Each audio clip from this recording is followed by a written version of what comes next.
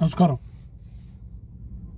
Gajuwaka MLA Palla Srinivasarao గారు, మీరు YSR Congress party మాజీ రాష్ట్ర ముఖ్యమంత్రి వర్యులు జగన్మోహన్ రెడ్డి గారికి మీరు ఏదో క్లాస్ పీకుతూ ఉన్నారు. ఆకాశం మీద ఉమ్మిస్తే మన ముఖాన్ని పడుతుంది. అది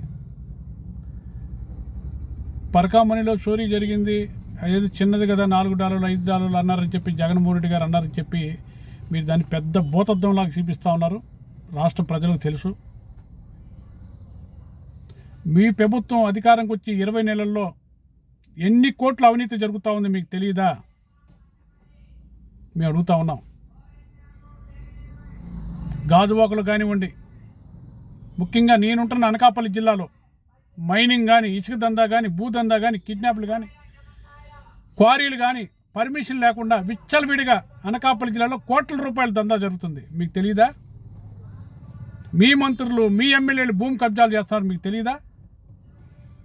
మీరు పెద్ద సత్య హరిశ్చంద్రులాగా ఈరోజు జగన్మోహన్ రెడ్డి గారి గురించి మాట్లాడుతున్నారంటే పిచ్చి పరాకాష్ఠకి చేరింది మీకు. టీడీపీ వాళ్ళకి వాళ్ళు తప్పు చేశారు, ప్రజలు మీకు ఓట్లు వేశారు. మీరేం చేస్తున్నారు? రాష్ట్రాన్ని సర్వనాశనం చేసి పెడతా ఉన్నారు కాదా? లక్షల కోట్ల రూపాయలు అప్పు తెచ్చారు. ఏం చేశారు ఆ డబ్బంతా? కొద్దిగానే ఆలోచన ఉండాలండి, కొద్దిగానే బుర్ర ఉండాలా. ఒక మాజీ ముఖ్యమంత్రి మీద అనటానికి కొద్దిగానే ఆలోచన ఉండాలా. మీ పిఏ, మీ పక్కనుండే పిఏ కలెక్టర్ గారి మీద చేసి మాట్లాడే స్థాయికి ఎదిగిపోయారు.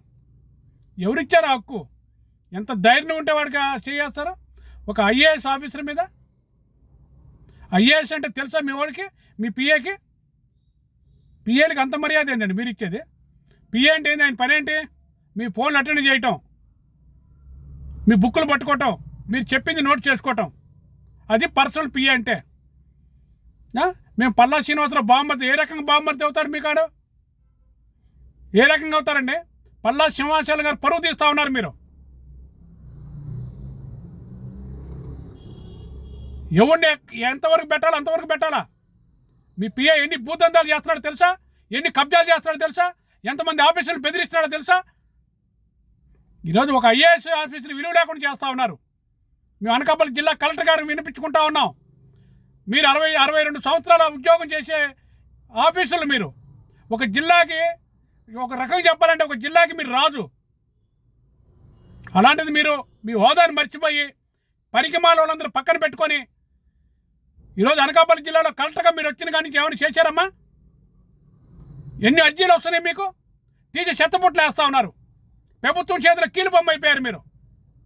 ప్రభుత్వం మీరు చెప్పినట్టు చేయాలి కానీ ప్రభుత్వం చెప్పినట్టు మీరు చేయకూడదమ్మా.